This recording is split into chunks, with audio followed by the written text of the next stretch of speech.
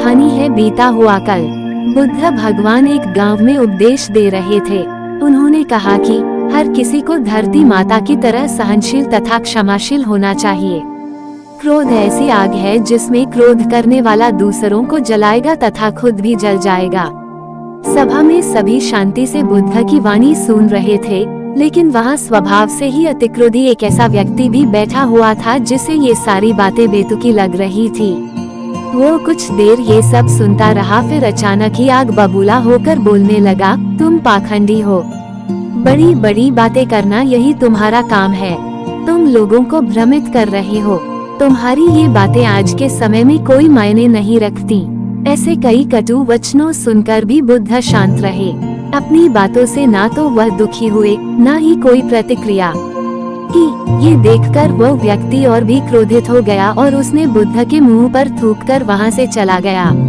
अगले दिन जब उस व्यक्ति का क्रोध शांत हुआ तो उसे अपने बुरे व्यवहार के कारण पछतावे की आग में जलने लगा और वो उन्हें ढूंढते हुए उसी स्थान पर पहुंचा। पर बुद्ध कहाँ मिलते, वह तो अपने शिष्यों के साथ पास वाले एक अन्य गांव निकल चुके थे।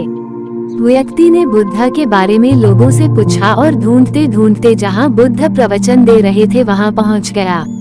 उन्हें देखते ही वो उनके चरणों में गिर पड़ा और बोला, मुझे क्षमा कीजिए प्रभु। बुद्ध ने पूछा, कौन हो भाई, तुम्हें क्या हुआ है, क्यों क्षमा मांग रहे हो? उसने कहा, क्या आप भूल गए?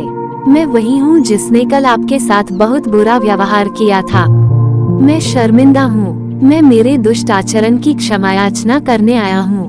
भगवान बुद्ध ने प्रेम पूर्वक कहा, बीता हुआ कल तो मैं वही छोड़कर आ गया और तुम अभी भी वही अटके हुए हो।